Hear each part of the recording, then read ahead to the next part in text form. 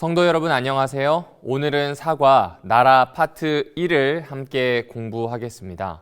성경은 처음부터 끝까지 하나님 나라에 대한 이야기를 담고 있습니다. 특히 요한계시록은 새로운 하늘과 새로운 땅, 하나님께서 다스리시는 완전히 회복된 새로운 미래를 보여줍니다. 결국 하나님의 영원한 나라가 완성될 날이 올 것이라고 예언하고 있습니다. 오늘은 그 많은 이야기들 중에 왕이신 하나님, 그분의 백성인 우리 인간, 하나님의 법, 그리고 하나님이 다스리는 땅으로 구성된 하나님의 나라에 대한 이야기를 살펴보려고 합니다. 먼저 일요일입니다. 일요일은 니므롯과 니느웨라고 하는 제목을 가지고 있습니다. 중심이 되는 성경 본문은 창세기 10장입니다. 본문은 노아의 자손들로부터 시작된 여러 민족의 계보를 다루고 있습니다. 특히 니므롯이라는 인물이 매우 중요한데 그는 세상에 처음 등장한 용사로 불리며 바벨, 니느웨 등과 같은 큰 도시들을 건설한 사람으로 소개하고 있습니다. 이것은 단순히 도시 건설을 했다는 사건을 넘어 하나님의 다스림 대신 인간 중심의 국가를 건설하려는 시도로 해석합니다. 특히 바벨이라고 하는 이야기를 통해 확인할 수 있습니다. 꼭대기가 하늘에 닿은 탑 혹은 거대한 탑인 이 아카드어로 에사길라 또 수메르어로는 지구라트라고 불리는 탑을 소개하고 있습니다. 성경은 이 탑을 베로셰 믹달 하샤마임이라고 부릅니다. 즉 꼭대기가 하늘에 닿은 탑, 거대한 탑이라는 꼭 같은 의미를 담고 있습니다. 이 탑은 단순히 높은 탑 이상의 의미를 가지고 있습니다. 이 탑은 바벨 그리고 니느웨뿐만 아니라 다양한 도시에서 종교적인 목적으로 세워졌습니다. 성경은 이 탑을 건설한 목적을 다음과 같이 소개합니다. 우리의 이름을 떨치고 온 세상에 흩어지지 않도록 하자라고 말입니다. 즉 홍수를 피하기 위해 높은 탑을 쌓은 것이 아닙니다. 이것은 탑 건설의 직접적인 목적이 아니라는 이야기입니다. 이 탑은 하나님의 명령하신 흩어져서 번성하라 라는 말씀을 정면으로 거절하고 자신들의 방식대로 모여 살면서 자신들의 방식으로 신과 소통하려 했던 사람들이 지은 종교적인 건축물입니다. 이것이 창세기 저자가 도시 문명에 대해 가진 관점입니다. 교회 증언 8권에서는 이 내용을 다음과 같이 요약하고 있습니다. 그들은 스스로의 안전을 도모하고 자신들을 하나님으로부터 독립시키기를 희망했다. 시나일 땅은 하나님의 통치가 눈에 띄게 드러나지 않는 세상입니다. 사람들은 하나님을 왕으로 섬기지도 않고 그분의 말씀을 따르지도 않습니다. 땅에 대한 하나님의 뜻, 곧 흩어져 살아가라 라고 하는 명령마저도 오랫동안 무시한 곳이 시나일 땅입니다.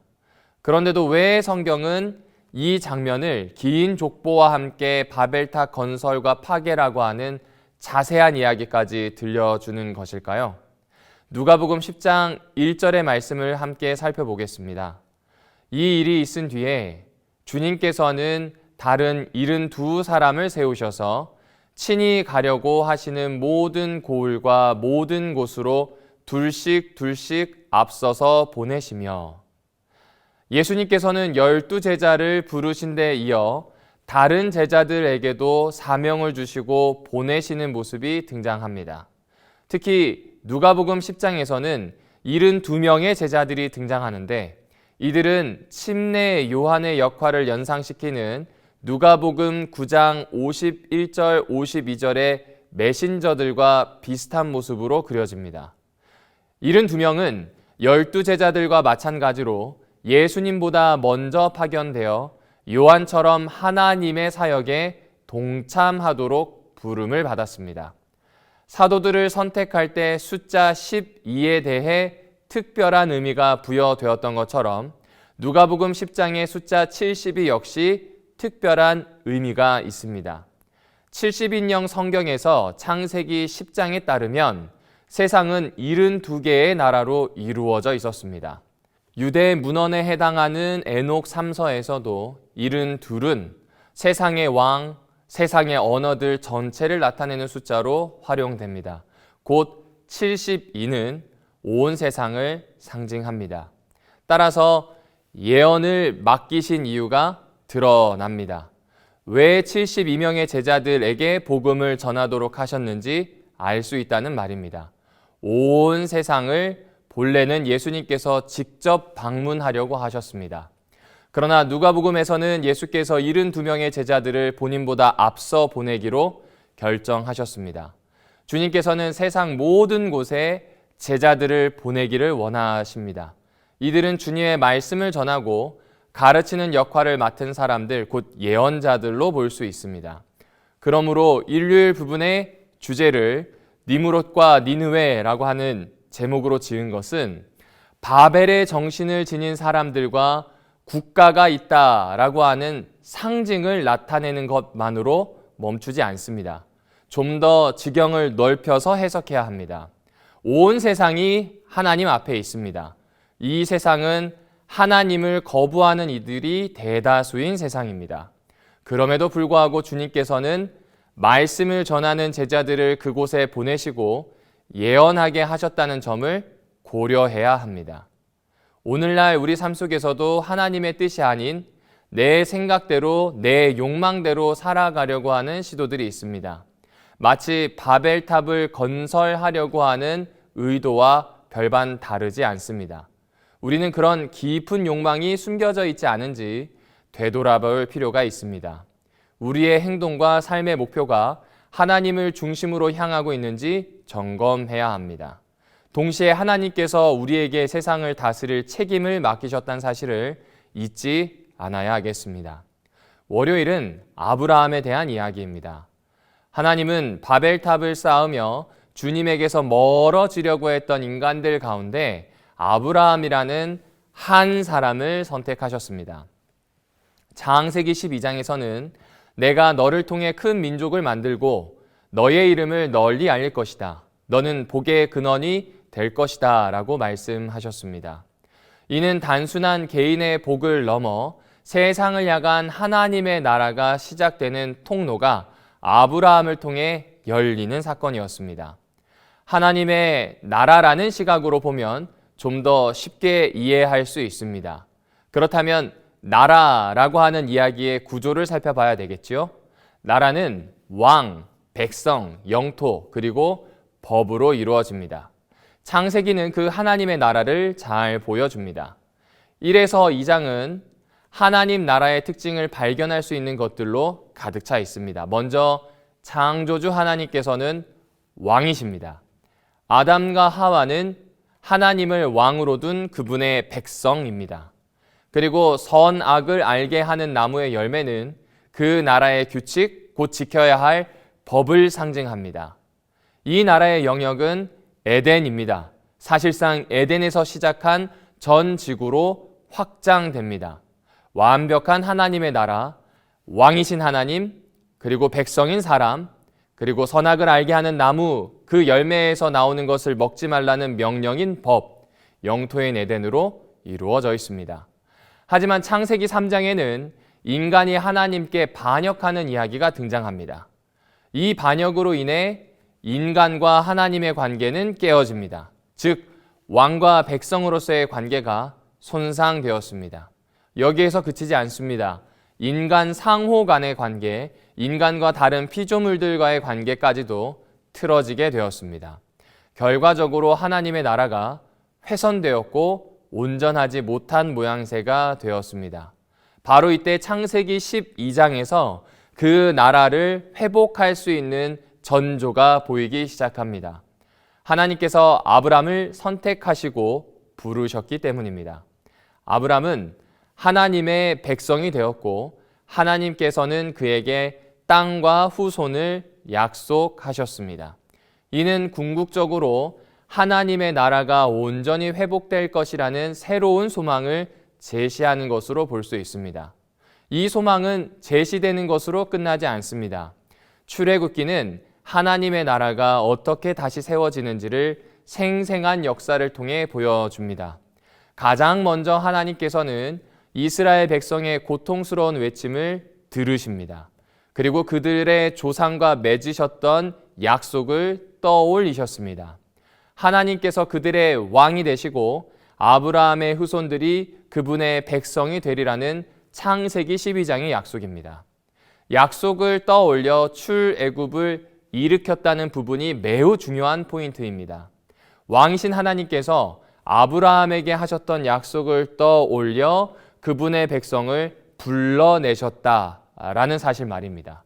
출애굽기에서는 하나님과 그 백성의 관계 회복이 매우 중요하게 다루어집니다. 사실 많은 사람은 출애굽기의 주인공을 모세로 알고 있지만 하나님 나라의 관점으로 보게 되면 진정한 주인공은 모세가 아닌 왕이신 하나님이 되십니다. 모세는 단지 하나님의 뜻을 전달하는 역할을 수행하는 예언자일 뿐입니다. 모든 역사는 하나님의 주도 아래 진행되었습니다. 하나님은 백성을 불러내는 것으로 멈추지 않으셨습니다. 출애굽기 19장에서 20장을 보게 되면 하나님 나라의 법이 선포되고 백성은 하나님과 백성 사이에 굳건한 약속을 맺는 장면으로 마무리가 됩니다. 왕이신 하나님, 백성인 이스라엘 백성, 그리고 율법이 회복되는 모습입니다.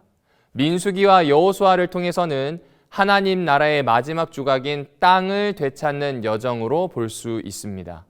하지만 이후 역사에서 이스라엘 백성들은 하나님께 죄를 짓게 됩니다. 이들의 죄는 고질적인 반역으로 드러났습니다. 결국 팔레스타인 지역에서 쫓겨나 아시리아와 바빌로니아의 포로로 끌려가는 비극을 맞이했습니다. 하나님 나라가 다시금 무너졌습니다. 이때 이들은 하나님 나라에 대한 새로운 개념을 가지게 됩니다. 하나님의 통치를 상징하는 성소가 완전히 파괴되었습니다. 하나님이 예루살렘을 중심으로 온 세상을 다스린다는 지역적인 하나님, 곧 신 개념이 있었는데 이들이 바벨론 포로라고 하는 중대한 사건을 겪게 되면서 자신들이 가지고 있었던 신학에 굉장한 변화가 생기게 됩니다. 하나님은 온 우주의 왕이십니다. 따라서 그분의 성소가 이 땅에 없더라도 하나님의 존재 여부와는 전혀 상관없습니다. 하나님은 여전히 건재하십니다. 땅에 성소가 없을 뿐이지 하나님은 사라지지 않으셨기 때문입니다. 이때부터 눈에 보이지 않으나 하늘에 계신 하나님을 찾는 신앙 개념이 강해지기 시작했습니다. 그 하나님께서 구약에 약속한 구원을 일으키실 겁니다. 다시 하나님 나라를 세우실 역사를 준비하고 계심을, 반드시 회복시키실 것임을 이들은 깊이 신뢰했습니다. 그리고 신약 시대로 넘어가서 하나님께서는 예수 그리스도를 메시아로 보내셨습니다. 그분을 통해 이 땅에 하나님의 통치가 이루어지도록 만드셨습니다. 이 예수님은 복음서, 특히 마태복음에 등장하는 산상수훈을 통해 하나님의 통치 원리, 그 법이 무엇인지 자세히 해설해 주셨습니다. 구약의 이스라엘과 대조되는 새로운 이스라엘이라고 볼 수 있는 12사도를 위시한 교회가 그분의 나라라고 종종 언급됩니다. 결국 이 나라는 다니엘 7장의 도울 나라처럼 점점 커질 겁니다. 비록 눈에 보이는 성소가 없다 할지라도 문제가 되지 않습니다. 하나님의 통치가 점점 온 세상에 명명백백하게 나타날 것이기 때문에 그렇습니다. 이 비전은 주님의 재림을 두고 자주자주 회자될 것입니다. 그리고 결국 요한계시록에 나오는 새 하늘과 새 땅을 통해서 하나님의 다스림이 완전히 회복될 미래를 보여줍니다. 하나님의 영원한 나라가 도래할 겁니다. 왕이신 하나님, 백성인 우리들, 그리고 하나님께서 만드실 새 하늘과 새 땅, 새로운 통치를 기대하게 되는 겁니다. 그럼 이제 다시 창세기 12장을 보실까요? 창세기 12장은 무너진 하나님의 나라가 하나님의 백성인 아브라함을 통해 다시 세워질 것이라는 희망, 즉 하나님의 선택을 나타냅니다. 교가 저자 역시 하나님은 아브라함을 사용하여 인간 왕국과 대조되는 하나님 나라를 세우려고 하셨다. 그 나라는 하나님 외에 다른 왕을 두지 않으며 인류가 창조주께로 돌아간다면 어떤 일이 일어날지 보여주는 나라가 될 것이다 라고 설명합니다. 네, 맞습니다. 아브라함을 부르신 것은 하나님의 통치, 하나님의 나라가 시작되었다는 의미입니다. 중요한 점은 이 나라는 하나님과 그 백성 사이에 약속을 바탕으로 세워졌다는 사실입니다. 다시 출애굽기 2장을 잠시 보실까요? 하나님이 그들의 탄식하는 소리를 들으시고 아브라함과 이삭과 야곱에게 세우신 언약을 기억하시고 이스라엘 자손의 종살이를 보시고 그들의 처지를 생각하셨다. 출애굽기 6장 3에서 5절입니다. 나는 아브라함과 이삭과 야곱에게 전능한 하나님으로 나타났으나 그들에게 나의 이름을 여호와로는 알리지 않았다. 나는 또한 그들이 한동안 나그네로 몸붙여 살던 가나안 땅을 그들에게 주기로 그들과 언약을 세웠는데 이제 나는 이집트 사람이 종으로 부리는 이스라엘 자손의 신음소리를 듣고 내가 세운 언약을 생각한다. 하나님께서는 아브라함과 맺으셨던 오래된 약속, 거의 500년이 가까이 된 그 약속을 기억하시는 분이십니다. 이스라엘 백성들의 고통스러운 신음소리를 들으시고 단순히 동정심으로 그들을 이집트에서 건져낸 것이 아니라 오래전에 하셨던 약속을 기억하시고 그 약속을 이루신 것입니다.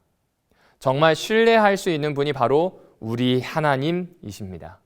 그러므로 우리가 하나님의 약속, 그분의 말씀을 받았다면 그것을 반드시 이루어질 것이라는 확신을 가질 수 있게 되었다는 말이기도 합니다.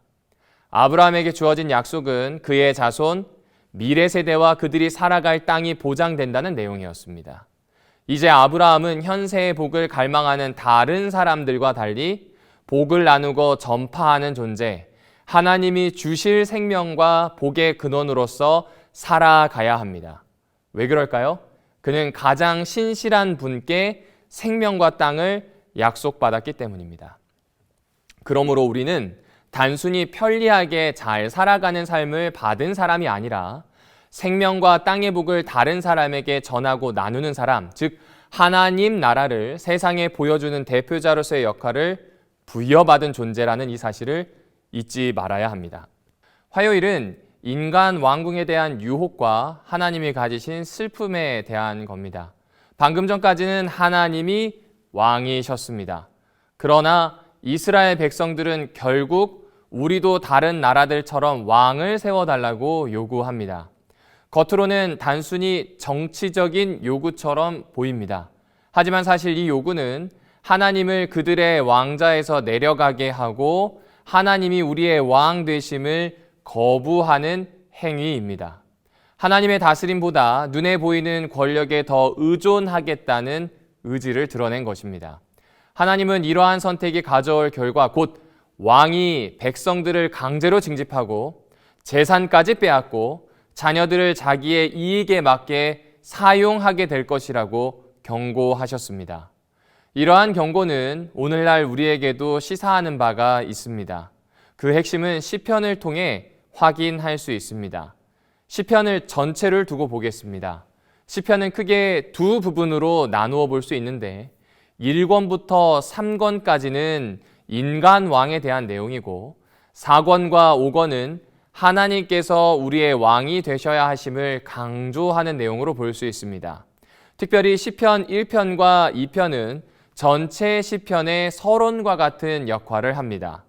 율법 묵상이 얼마나 중요한지와 하나님이 인정하시는 왕의 모습을 보여줍니다. 하나님이 인정하시는 왕은 율법을 품고 묵상하는 자라는 기준이 제시되는 겁니다.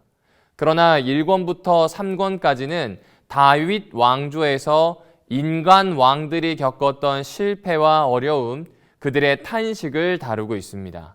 4권과 5권에서는 점차 하나님 왕으로 흘러가야 한다는 생각을 보여줍니다. 결국 인간 왕이 아니라 신실하신 하나님이 우리의 진정한 왕이심으로 이를 신뢰하라는 신학적 가르침을 제시해주고 있습니다. 이를 부조와 선지자에서 잘 요약해주고 있습니다. 하나님께서는 저희가 바라던 그와 같은 왕, 즉 그들의 품성을 닮은 왕을 그들에게 주셨다. 그들의 마음은 하나님께 복종하지 아니하였고 그들의 왕도 역시 하나님의 은혜에 복종하지 않았다. 그들은 이 왕의 통치 아래서 저희의 과오를 깨닫고 하나님께 돌아와 충성하는 데 필요한 경험을 얻어야 하였다. 우리는 지금 누구의 지배를 받고 있습니까? 하나님을 우리의 통치자로 섬기고 있습니까? 아니면 다른 것을 그 자리에 올려두고 있습니까? 스스로에게 물어야 할 시점입니다. 유대인들은 고대 이스라엘의 역사를 예언으로 바라보았다고 합니다. 굳이 선지자들의 기별이 아니더라도 이들의 역사가 하나님께서 맡겨주신 말씀처럼 생각하고 여겼다는 뜻일 겁니다. 이스라엘 역사 속에 나타난 세상 나라와 하나님의 나라와 그리고 이들이 추구했던 인간 왕과 하나님 왕의 대조는 매우 분명하게 드러납니다.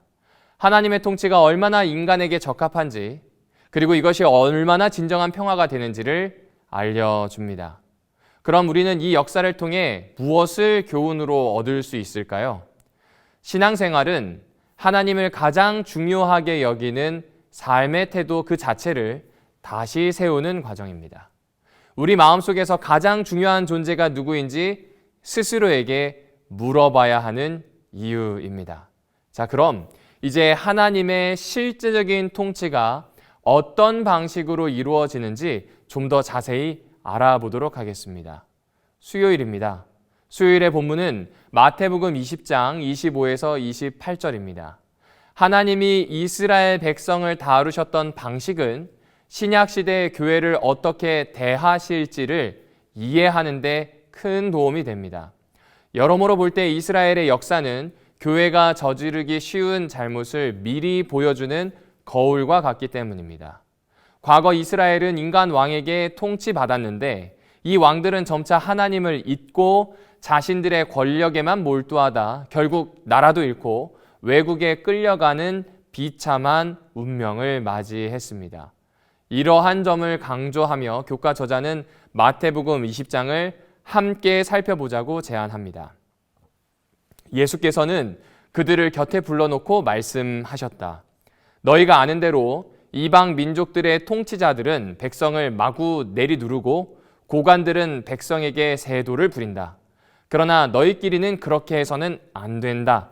너희 가운데서 위대하게 되고자 하는 사람은 누구든지 너희를 섬기는 사람이 되어야 하고 너희 가운데서 으뜸이 되고자 하는 사람은 너희의 종이 되어야 한다. 인자는 섬김을 받으러 온 것이 아니라 섬기러 왔으며 많은 사람을 위하여 자기 목숨을 몸값으로 치러주려 왔다. 제자들이 누가 더 높은지를 두고 다투었을 때 예수님은 분명히 가르치셨습니다. 세상 나라에서는 힘 있는 자들이 주도권을 잡지만 하나님 나라에서는 그래서는 안 된다는 겁니다. 누구든 높은 자리에 오르고 싶다면 다른 사람을 섬기는 사람이 되어야 합니다. 여기에서 높은 자리는 하나님 나라의 높은 자리일 겁니다. 이것이 하나님 나라의 통치 방식입니다. 하나님 나라의 리더십은 세상과 완전히 다릅니다. 진정한 권위는 남을 억압하고 내리 누르는 데서 오는 것이 아니라 헌신적인 섬김을 통해 얻어집니다. 긴 말이 필요하지 않은 우리의 경험에서도 알 수 있습니다. 특별히 예수님은 스스로 낮아지셔서 종의 모습으로 오셨습니다. 많은 사람들을 구원하기 위해 자기의 목숨을 몸값으로 치러주셨습니다. 그렇습니다. 하나님 나라의 통치는 섬김의 기초를 둡니다. 섬김이 가장 큰 영향력이자 권력이 됩니다. 세상 나라의 방식과는 완전히 다릅니다. 그래서 주님은 이스라엘의 반복적인 실패에도 불구하고 신약의 교회를 선택하시고 그들에게 말씀을 맡기셨습니다. 곧 예언자 직분을 삼아 주셨습니다. 왜냐하면 그분은 섬기시는 분이시기 때문입니다. 오늘날도 마찬가지입니다. 반복적으로 실패하는 연약한 우리를 그분의 말씀 맡은 자로 교회로 삼아 주심을 잊지 않아야 합니다. 결국 그 하나님의 섬김은 열방을 향해 하나님의 백성과 마지막 부르심으로 이어지게 됩니다. 민수기를 비롯하여 요한계시록까지 연구해야 할 목요일 소지에서의 내용입니다. 이스라엘은 여러 번 실망스러운 모습을 보였지만 하나님께서는 나의 영광으로 온 세상을 채우리라 라고 분명히 말씀하셨습니다. 이 계획은 변함없이 유효하며 이사야 선지자는 내가 너를 이방의 빛으로 삼아 땅끝까지 구원을 베풀겠다라는 선포를 합니다. 이스라엘은 단순히 자신의 구원을 넘어 세상을 밝히는 빛으로서의 사명을 받았습니다. 요한계시록 18장에서는 마지막 때에 하나님 백성을 향한 간절한 부르심이 담겨 있습니다. 내 백성아, 그곳에서 나와 그 죄에 동참하지 마라. 이는 세상에서 벗어나 거룩한 공동체, 하나님의 나라 백성으로 살아가라는 초대입니다. 왜 하나님께서는 이런 방식으로 행동하셨을까요? 세상과는 구별되는 하나님의 통치가 여기에서 실현되기를 바라시기 때문입니다. 이 하나님의 통치가 이루어지기 위해서는 일요일 또 월요일에 살펴보았던 것처럼 전 세계에 있는 하나님의 백성을 불러야 했습니다. 마치 72명의 제자들처럼 하나님께서는 세상의 말씀을 전할 사람들, 곧 말씀을 맡길 예언자들을 찾고 계십니다. 섬김과 평화라는 핵심 가치를 바탕으로 복음을 전파하기를 바라십니다. 궁극적으로 예언은 세상 나라에 대한 메시지이기도 하겠지만 동시에 우리 각자가 하나님 나라에서 어떻게 섬기고 쓰임 받을 수 있는지에 대한 이야기, 곧 하나님의 통치의 이야기를 담고 있습니다. 우리는 세상 속에서 하나님의 부르심을 받은 사람들입니다. 하나님께서는 여전히 세상을 향해 나의 백성들아 나오라 라고 말씀하고 계십니다. 여러분은 그 음성에 귀를 기울이고 응답하고 계십니까? 사랑하는 재림교회 교우 여러분, 하나님의 나라는 성경 속의 옛날 이야기가 아닙니다. 그 나라는 바로 지금 우리의 일상 속에서 여전히 펼쳐지고 있습니다. 우리는 하나님의 부르심을 받고 있는 사람들이며 복을 나누는 통로로 기대를 받는 사람들이며 세상의 빛으로 나아가기를 열망하는 존재들입니다. 그러므로 우리의 삶의 모든 부분이 하나님 나라, 하나님의 통치가 완연하게 이루어지는데 기여해야 합니다. 오늘 이렇게 결단해 보실까요? 하나님, 제 마음의 왕자에 다시 주님을 모시겠습니다. 주님의 나라, 주님의 방식으로 살아가게 하옵소서라고 하는 이 기도말이 우리의 기도와 앞으로의 삶과 하나님 나라를 이루는 귀한 초석이 되기를 바라며 교과 해설을 줄이겠습니다. 감사합니다.